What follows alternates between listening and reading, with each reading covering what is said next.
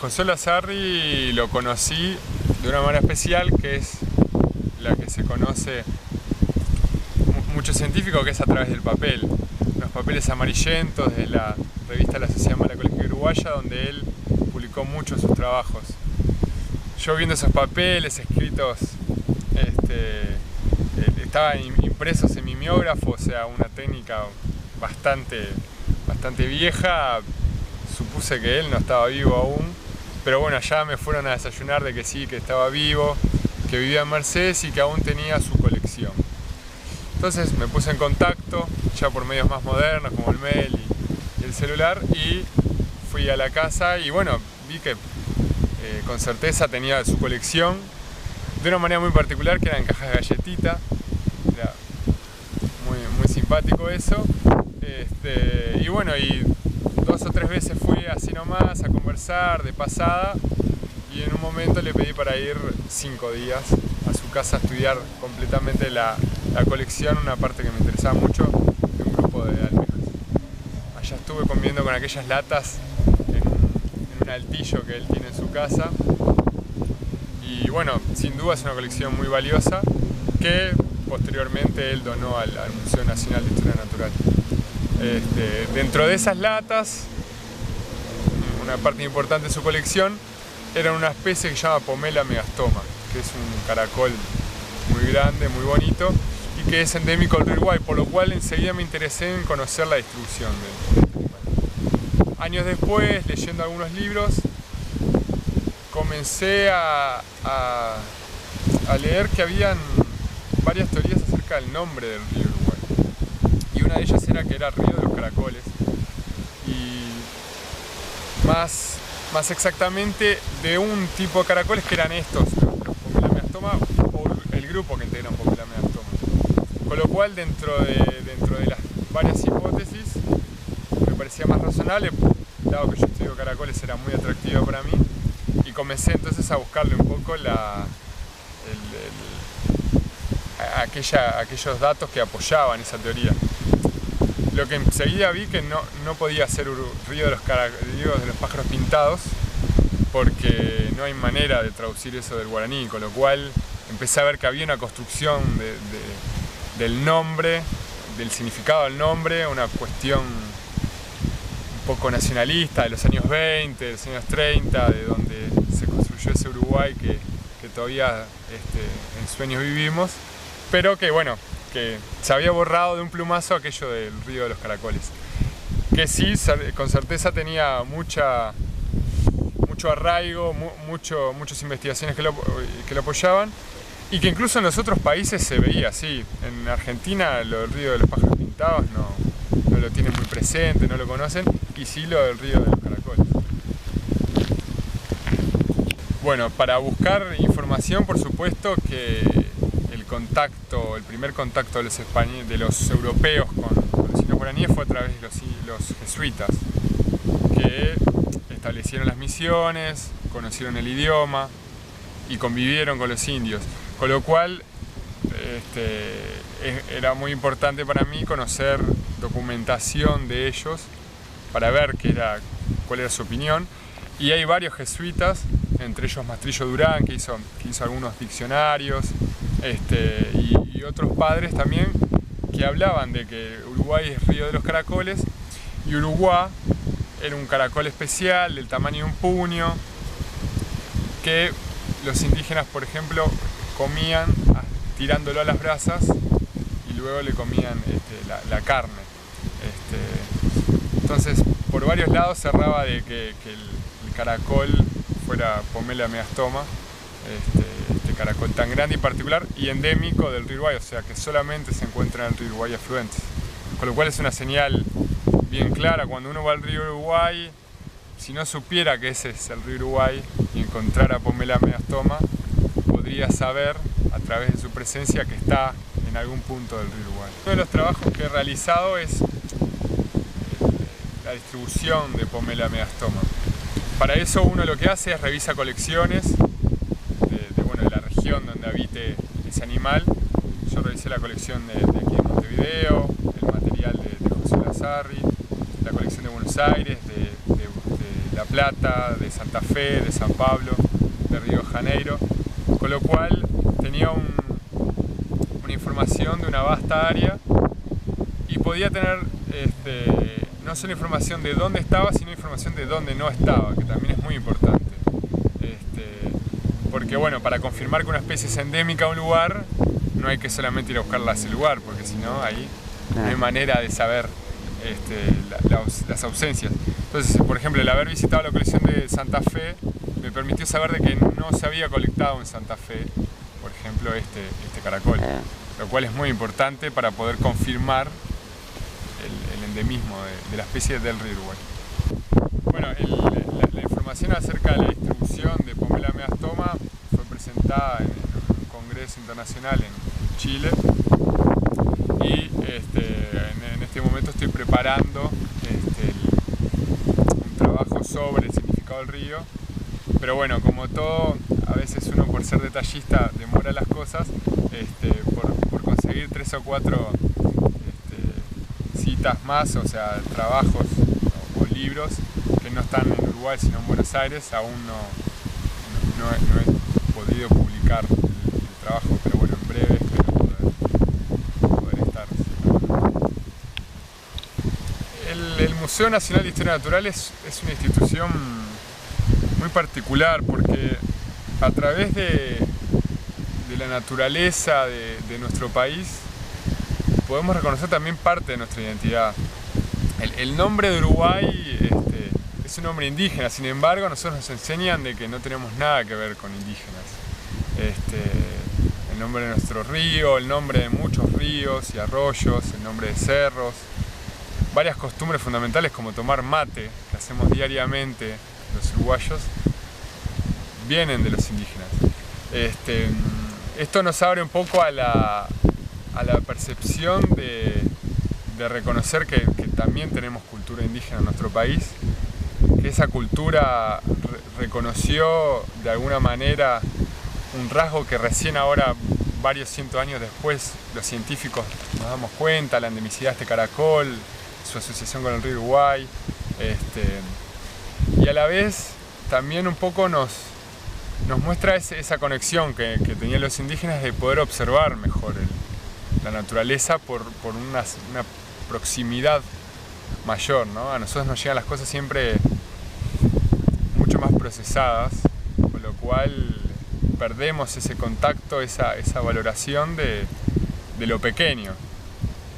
Es como que está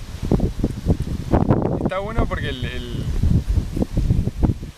hecho de que sean caracoles en lo que se haya fijado los indígenas está muy bueno porque siempre uno asocia a los grandes mamíferos, ¿no? a los bichos más próximos. Es interesante porque nosotros tenemos una intuición filogenética, o sea, de proximidad evolutiva. Los bichos que más nos gustan son siempre los mamíferos que tienen pelos, que son muy parecidos a nosotros. Después allá las aves, a algunos les gustará o a otros no.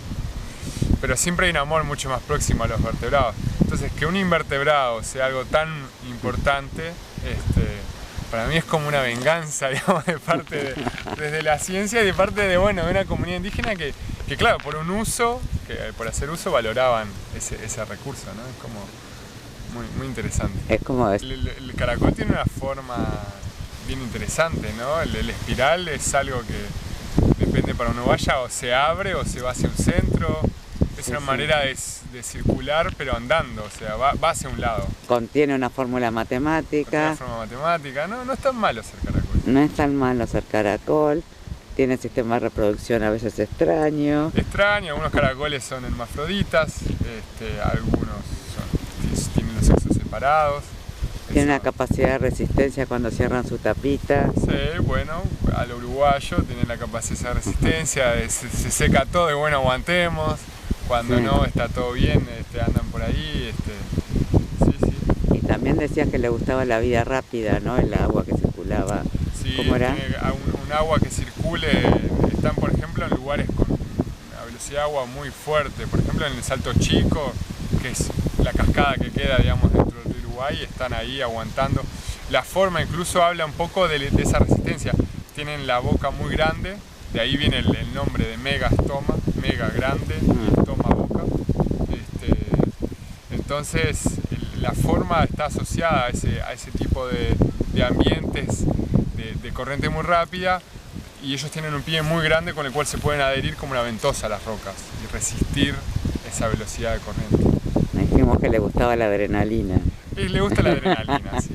Es quieto, pero le gusta la adrenalina. Ahí va. ¿Y pomela qué es? Pomela viene de manzana, porque es como la formita como de manzana, entonces viene asociado a eso. Y el audio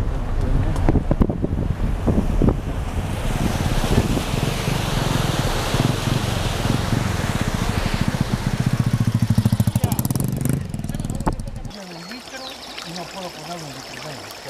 Esa la verdad la cosa. No, pero... Por eso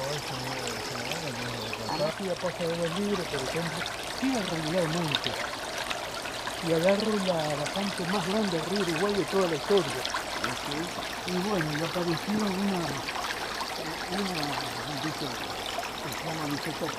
una sociedad que, valga la ingenuidad, era científico-deportiva.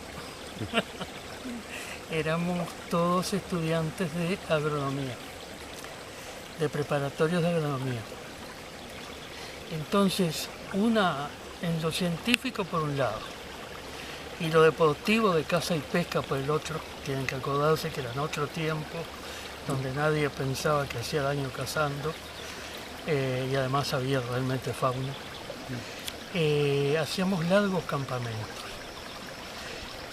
A la vez, alguna ocasión juntamos algo interesante, que llevamos al Museo Nacional de Historia Natural para que nos lo identificaran. Y ahí la gente que estaba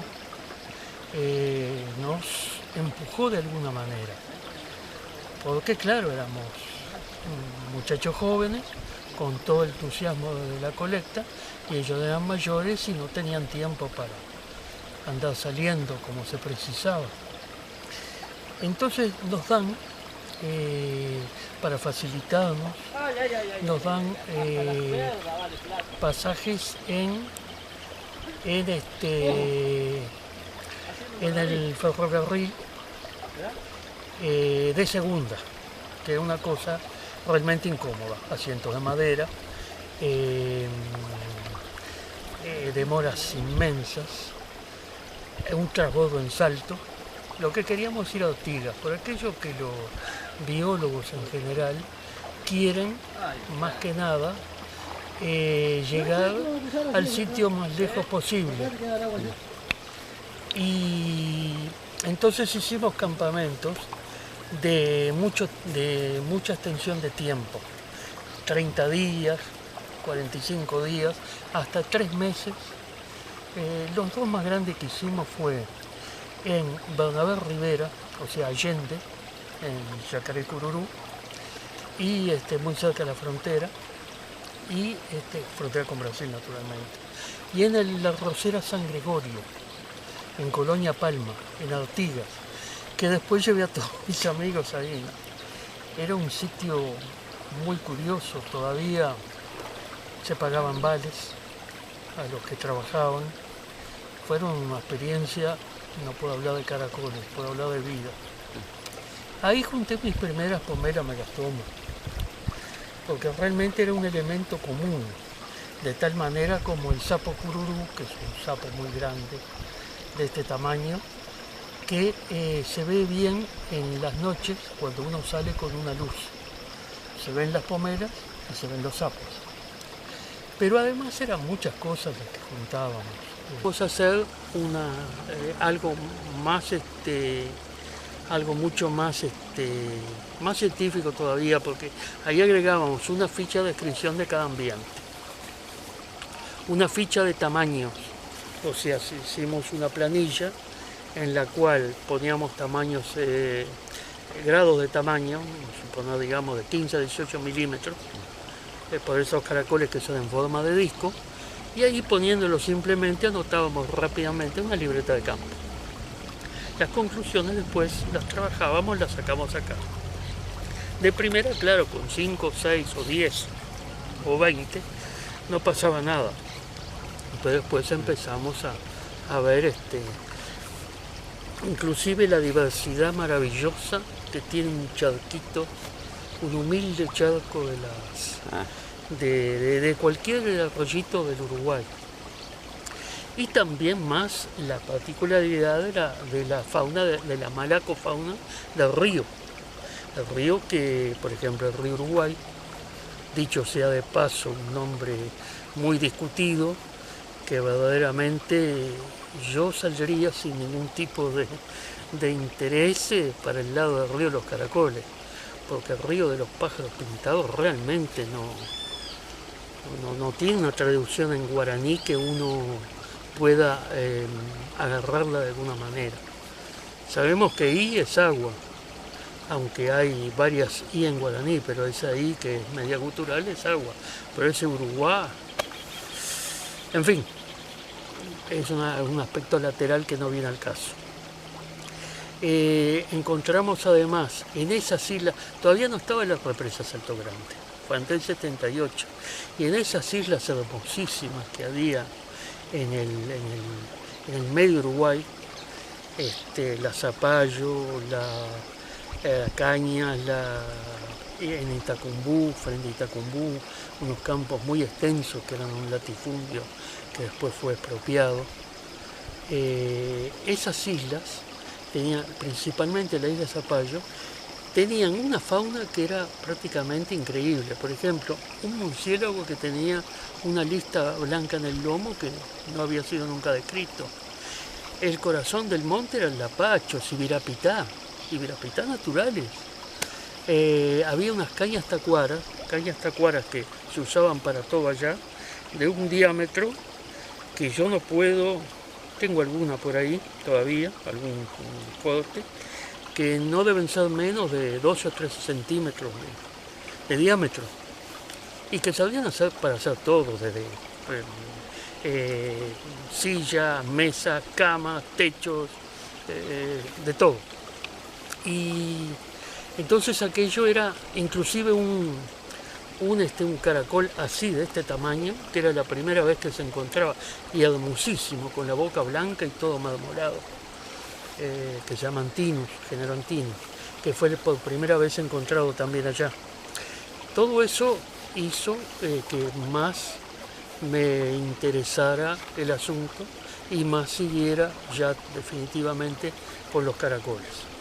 Pese a que tuvimos algún desliz biológico, porque tuve un tiempo en Panamá, en una isla en la selva, en la cual estudiamos arañas, comportamiento de arañas. Era un lugar que depende del Smithsonian Institution, que es el museo más grande del mundo. Y de todas maneras, esas primeras colecciones tenían algo que se podría decir totalmente precario en estos tiempos.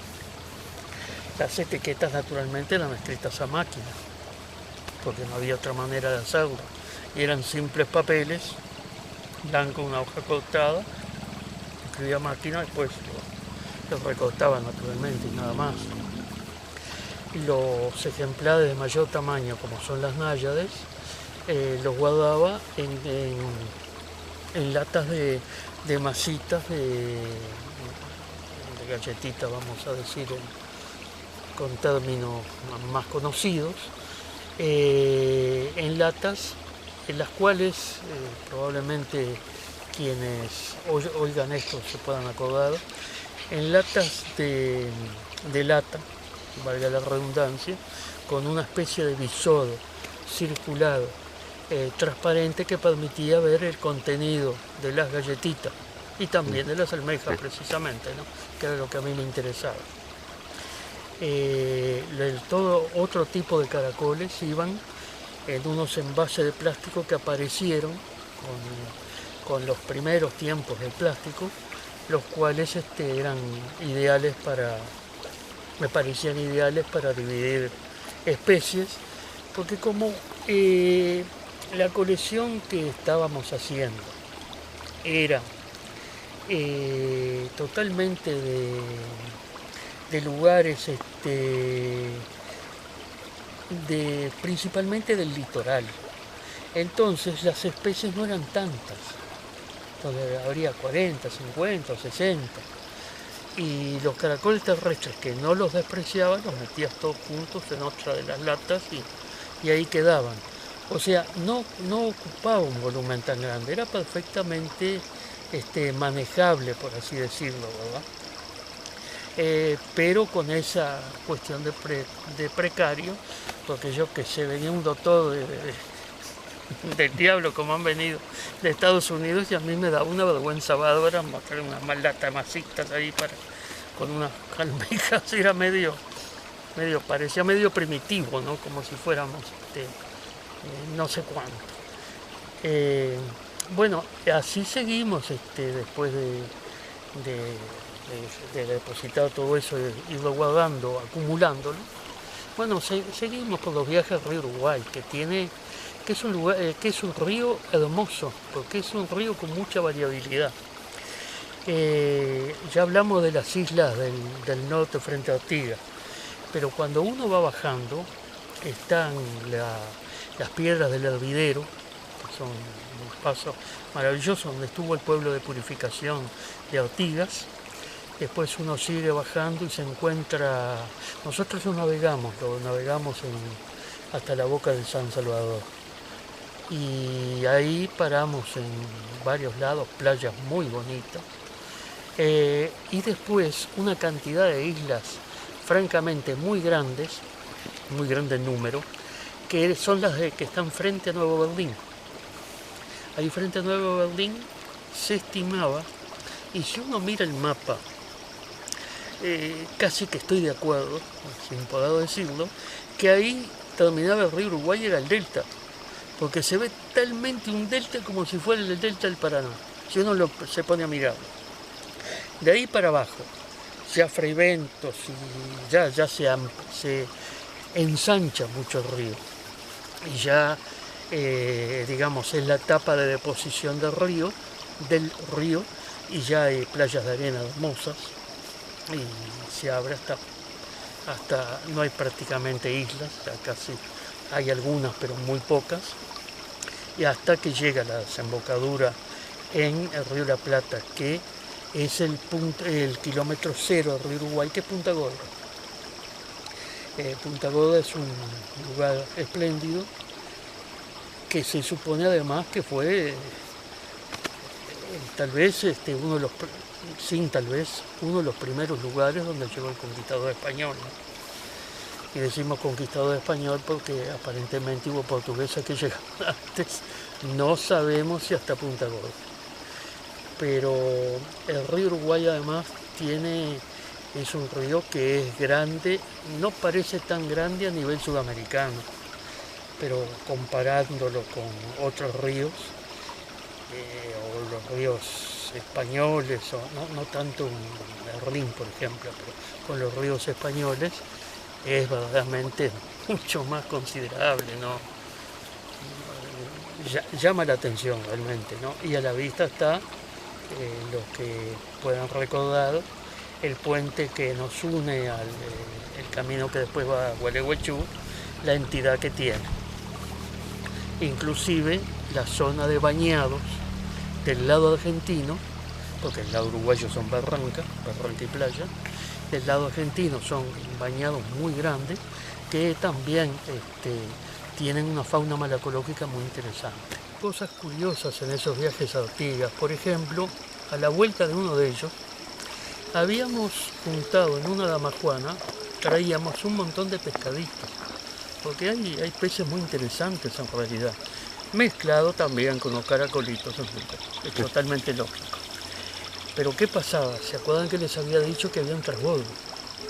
Entonces, de noche, como no teníamos absolutamente un solo peso, porque claro, primero no los teníamos ni al salir, pero después de 3 meses ni que hablar, era absolutamente nada, ¿no? Entonces fuimos a parar a la plaza, y la plaza, la que se llama en Salto Plaza Vieja, la de abajo, la de más cerca del río Uruguay, por decirlo de alguna manera, y enfrente está la jefatura. Y cuando vieron 3 tipos con una damajuana, ¿no? Pensaron que era evidentemente caña blanca traída de Brasil de contrabando, ¿verdad? Ujú. Entonces cruza un policía y dice, ¿qué tienen ahí? Unos pescaditos para adentro. Bueno, allí fuimos con nuestra dama Juana y claro, había un oficial, y evidentemente el oficial dijo, no, son pescaditos. No. Bueno, tuvimos la suerte de pasar una muy buena noche, claro que en una celda, y que hablar, pero no detenidos, que de otra forma teníamos que haber pasado en un banco de una plaza.